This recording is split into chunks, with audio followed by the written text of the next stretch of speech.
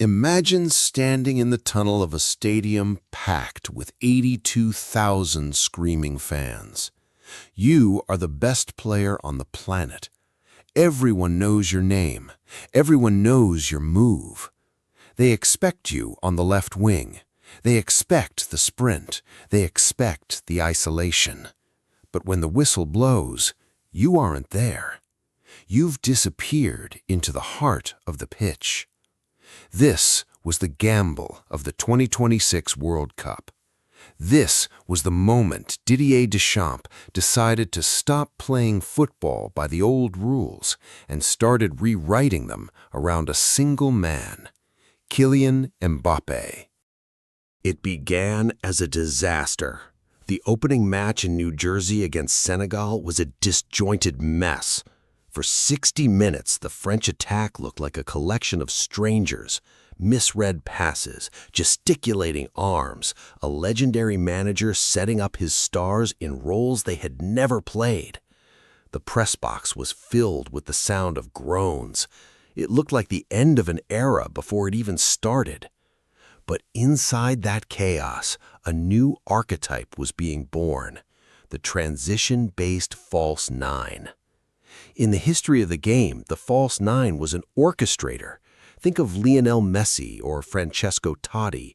They were conductors in a slow-tempo, possession-heavy orchestra. They dropped deep to link play with their backs to the goal.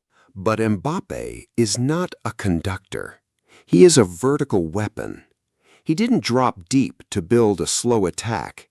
He stayed high and wide during defensive phases, exempt from the heavy lifting of a high press. This was the rest attack. While his teammates suffered in a compact block, Mbappé waited in the shadows. He stayed forward-facing. He stayed ready. This created a psychological nightmare for every defender in North America. If they stepped up to close the gap, Mbappé's explosive acceleration would leave them in the dust. If they dropped deep to protect the space behind them, they handed the keys to the midfield to Michael Olise. It was a structural dilemma with no right answer. When France regained the ball, they didn't just clear it. They executed purposeful, directed strikes into targeted channels. The defense didn't just stop an attack, they launched one in a single heartbeat. The world watched the records tumble.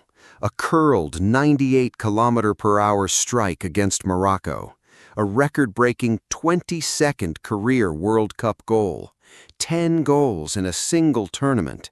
This wasn't just about speed anymore. This was tactical intelligence. This was spatial manipulation. By floating across the front line, Mbappé preserved his explosive bursts for the moments that mattered most. He was a ghost that only appeared when it was too late to stop him. But every revolution has a breaking point. In the heat of Dallas, during the semi-final, the system met its match. Spain. They didn't chase the ghost, they suffocated the source. Rodri and Fabian Ruiz established a central fortress, starving the French playmaker Olise of the ball. Mbappé was isolated. He was flagged offside. He was limited to a tournament-low 15 touches in the first half. The lesson was brutal. If the midfield cannot establish the passing lanes, the false nine is just a man standing alone in the dark. The final act in Miami was pure, unadulterated chaos, a third-place thriller against England that felt more like a street fight than a tactical chess match. Down 4-0 at halftime, the world thought France was broken. But then, the reset. Mbappé dropped into the left half space, functioning as a primary ball carrier and a deep playmaker all at once.